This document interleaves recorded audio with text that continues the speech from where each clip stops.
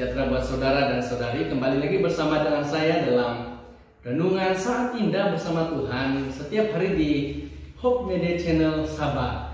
Dan saya sangat senang pada hari ini dapat sekali lagi memberikan firman Tuhan kepada kita semua yang sedang mendengar pada hari ini. Nah, saudara, kemarin kita belajar tentang Kain dan Habel, di mana persembahan yang diberikan Kain tidak diterima Tuhan. Itu karena dia memberikan sesuai dengan selera dan sesuai dengan hatinya, bukan sesuai dengan apa yang diminta oleh Tuhan. Tapi Habel memberikan apa yang diminta oleh Tuhan, makanya persembahannya diterima. Yang mengajarkan kepada kita bahwa kehidupan kita sebagai orang Kristen ataupun pengikut Yesus adalah kehidupan yang mengikuti teladan ajaran yang sudah diberikan oleh Yesus, bukan mengikuti selera dan juga cita rasa kita sendiri. Pada hari ini kita akan belajar sekali lagi dalam buku yang sama, pasal yang sama, dan juga cerita yang sama tentang Kain dan Habel. Tetapi ini adalah sambungan daripada ceritanya dan ada pelajaran yang baru kita akan pelajari. Tapi sebelum itu mari kita berdoa terlebih dahulu. Mari kita berdoa. Allah di surga, terima kasih pada hari ini Tuhan beserta dengan kami untuk sekali lagi mendengar firman Tuhan. Bantu kami Tuhan untuk memahami dan untuk melakukan ini dalam kehidupan kami. Roh Kudus yang akan membantu kami. Dalam nama Yesus kami berdoa. Amin. Pada hari ini kita akan melanjutkan firman Tuhan di dalam Kejadian 4 ayat yang ke-5 sampai yang ke-8. Saya akan bacakan di sini apa yang terjadi setelah persembahan Kain ditolak. Ya. Ayat yang ke-5 katakan, tetapi Kain dan korban persembahannya tidak diindahkannya. Lalu hati Kain menjadi sangat panas dan mukanya muram. Firman Tuhan kepada Kain, mengapa hatimu panas dan mukamu muram? Ayat ke-7, apakah mukamu tidak akan berseri jika engkau berbuat baik? Tetapi jika engkau tidak berbuat baik, dosa sudah mengintip di depan pintu, ia sangat menggoda engkau, tetapi engkau harus berpuasa atasnya. Dan ayat yang ke-8, kata Kain kepada Habel adiknya, marilah kita pergi ke padang. Ketika mereka ada di padang, tiba-tiba Kain memukul Habel, adiknya itu lalu membunuh dia. Apa yang terjadi setelah Tuhan menolak persembahan yang diberikan oleh Kain? Maka Kain menjadi sangat marah, dikatakan hatinya panas dan mukanya muram. Lalu dia membawa adiknya pergi ke padang dan dia membunuh adiknya di sana. Tapi sebelum dia membunuh, Tuhan sudah berkata kepada Kain, mengapa hatimu panas dan mukamu muram? Kata Tuhan, bukankah kalau kamu berbuat baik, hatimu akan menjadi tenang ataupun mukamu akan berseri, kata Tuhan. Ingat, kata Tuhan, dosa mengintip di depan pintu dan ia sangat menggoda engkau. Tapi engkau harus menguasainya, Tuhan berkata kepada Kain. Ya. Tajuk firman Tuhan yang saya akan sampaikan pada hari ini adalah panjang sabar. Ya, panjang sabar. Kain menjadi marah karena persembahannya ditolak. Kenapa persembahannya ditolak? Kita belajar kemarin bahwa dia memberi persembahan yang bukan sesuai dengan apa yang diminta oleh Tuhan, tetapi sesuai dengan apa yang dia mau berikan. Di ayat 7 menunjukkan bahwa ada keinginan jahat yang timbul di dalam hati Kain. Apa keinginan jahatnya? Itu kita dapat lihat di ayat yang ke-8. Kain membunuh adiknya Habel. Ya, Kain membunuh adiknya Habel. Ketika Kain melihat bahwa Habel dan persembahannya diterima oleh Tuhan, ya, hatinya menjadi panas dan dia merasa cemburu terhadap adiknya. Ini ada pelajarannya, saudara. Pelajarannya adalah ketika Tuhan tidak menjawab doa kita, apa tindakan kita, apa reaksi kita? Apakah kita menjadi seperti Kain, langsung marah, ataupun kalau ketika ada sahabat kita di dalam pekerjaan kita yang baru sahaja masuk tetapi dia sudah dinaikkan pangkat, diberikan pangkat yang tinggi, padahal kita sudah lama bekerja di tempat tersebut tapi tidak pernah dinaikkan pangkat. Apa reaksi kita? Apakah kita akan cemburu lalu melakukan hal-hal yang buruk terhadap orang tersebut? Kita pikirkan dalam hati kita masing-masing. Yang kedua, Tuhan tahu apa isi hati ataupun apa motif dalam pikiran Kain. Lihat di dalam ayat yang ke-7, firman Tuhan kepada Kain, "Mengapa hatimu panas dan mukamu muram?" Tuhan tahu, ya. Di ayat yang ke-7 pula, "Tetapi jika engkau tidak berbuat baik, dosa sudah mengintip di depan pintu. Ia sangat menggoda engkau, tetapi engkau harus berkuasa atasnya." Tuhan tahu bahwa ada keinginan Kain untuk melakukan kejahatan.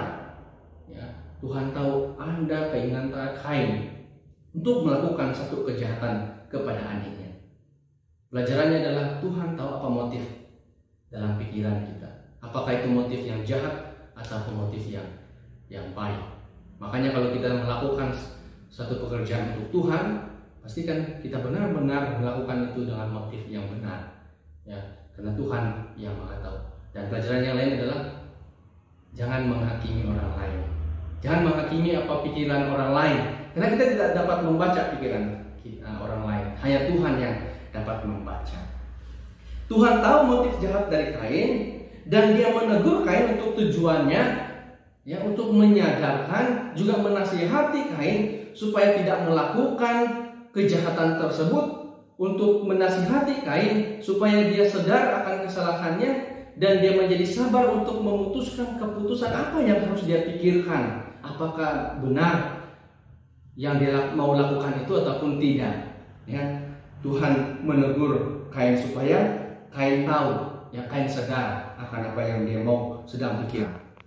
Nah, kata apakah ataupun kalimat apakah mukamu tidak akan berseri jika engkau berbuat baik, kalau kita baca di dalam NIV ataupun New International Version, dikatakan di sana bahwa if you do what is right, will you not be accepted? Kata itu bukanlah menjadi berseri, tetapi menjadi diterima. Ya, kalau saya translate-nya seperti ini.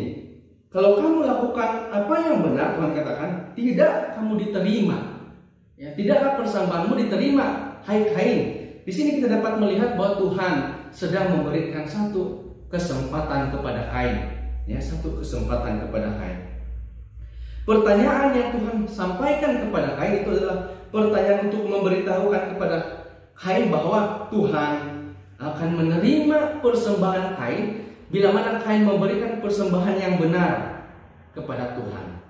Ya, Tuhan memberikan kesempatan kepada Kain untuk melakukan apa yang benar, ya, mengambil keputusan yang benar. Tuhan juga memperingati Kain bahwa dosa itu sangat menggoda. Di ayat yang ke-8 katakan, di ayat ke-7 Tuhan katakan, hati-hati, dosa itu menggoda, ya, tapi engkau harus menguasainya, Kain, kata Tuhan. Dan juga Tuhan mau agar Kain mengambil keputusan ataupun menjadi sabar dalam memutuskan satu keputusan dalam pikirannya, ya, memutuskan satu keputusan. Itulah makanya Tuhan bertanya kepada Kain, apakah mukamu tidak akan berseri kalau kamu tidak berbuat baik, kata Tuhan. Itu sebenarnya Tuhan mau memberikan kesempatan kepada Kain, memberikan peluang kepada Kain untuk memikir kembali, untuk memikir dengan sabar dan tenang apakah benar yang akan dia lakukan itu terhadap adiknya. Dan Tuhan menegur juga, hati-hati Kain. Kenapa? Karena dosa itu menggoda hati Tuhan. Nah, memang faktanya dosa itu sangat menggoda, ya. Makanya lebih mudah kita terjerumus ke dalam melakukan dosa, karena memang melakukan dosa itu adalah sesuatu yang menggoda. Dan di dalam cerita ini pun Kain tidak mendengarkan apa yang diberitahu oleh Tuhan. Walaupun sudah Tuhan kasih tahu sama Kain bahwa dosa itu menggoda dan harus hati-hati, tapi Kain tidak mendengarkan apa yang Tuhan katakan. Sebaliknya, apa yang dilakukan? Dia lakukan apa yang sudah dia pikirkan. Kain tetap melakukan apa yang sudah dia putuskan untuk melakukan satu kejahatan. Akhirnya apa yang terjadi? Ayat yang ke-8, Kain membunuh adiknya sendiri, Habel. Mengapa sampai Kain boleh membunuh adiknya sendiri? Ya. Karena kepanasan hati dan juga emosi menguasai Kain sehingga dia tidak dapat berpikir bersih dan langsung membunuh adiknya Habel. Pemikiran yang dipengaruhi oleh emosi, pemikiran yang dipengaruhi oleh panas barang, itu adalah pemikiran yang tidak boleh digunakan ketika mengambil satu keputusan. Ya, mengambil satu keputusan. Makanya ketika kita menjadi marah, ketika kita menjadi panas hati, emosi, ya, mau itu secara nangis, bersedih, marah ataupun gembira, ketika kita membuat keputusan, pastikan itu tidak dipengaruhi oleh emosi. Karena kenapa?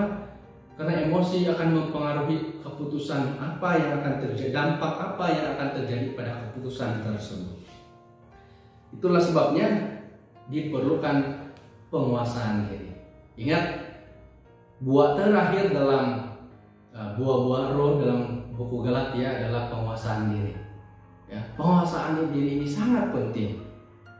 Kita tidak akan menjadi sabar kalau kita tidak mau menguasai diri kita. Kita tidak akan menjadi penyayang, ya, tidak akan menjadi cemburu kalau kita tidak menguasai diri kita. Tidak ada penguasaan diri dalam hidup kita. Penguasaan diri ini sangat penting. Kenapa?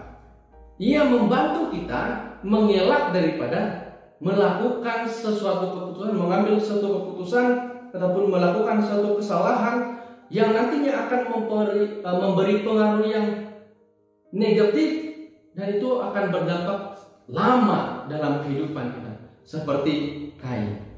Ya, karena dia mengambil keputusan untuk melakukan yang jahat, maka dia memiliki dampak yang seumur hidup dia memiliki kutuk yang dari Tuhan. Yang kedua, mengapa harus ada penguasaan diri? Karena itu akan membantu kita untuk mengambil keputusan yang salah. Ya, ketika kita gembira lalu buat satu keputusan tapi dipengaruhi oleh kegembiraan itu, maka nanti di akhir ataupun di lama kelamaan kita akan merasa, oh, saya menyesal untuk mengambil keputusan pada waktu itu, karena dipengaruhi oleh emosi. Pengkhotbah 7 ayat 8 katakan, akhir suatu lebih baik daripada awal, panjang sabar lebih baik dari tinggi hati.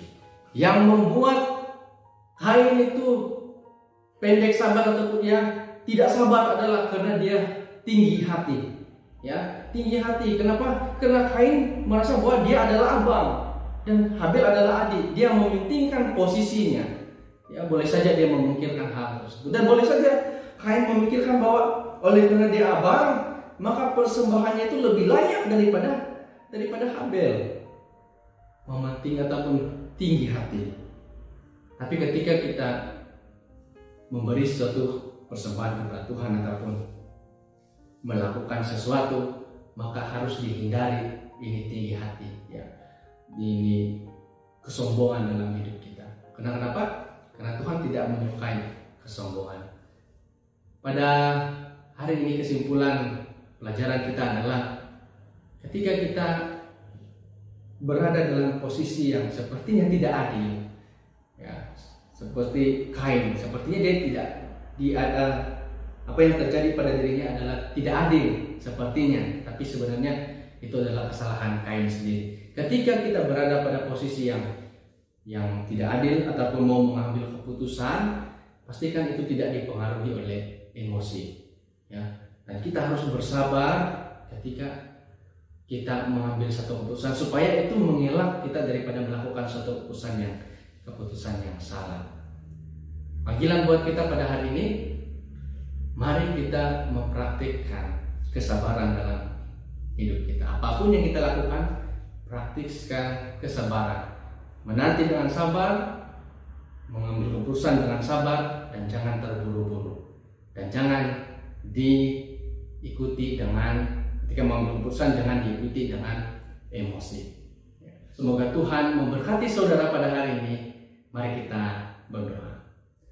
Allah di surga, pada saat ini kami sudah selesai mendengar firman Tuhan. Biarlah firman ini menjadi sebagian dalam hidup kami, supaya kami sentiasa sabar untuk mengambil keputusan, menanti seseorang, dan apapun keadaan kami menjadi seorang yang sabar, supaya kami tidak dapat ataupun terelak daripada melakukan satu keputusan yang salah ketika kami melakukan pengambilan keputusan dengan tidak sabar dan dipengaruhi oleh emosi. Bapa di sorga, kami serahkan hidup kami dalam Tuhan pada hari ini dalam nama Yesus. Amin.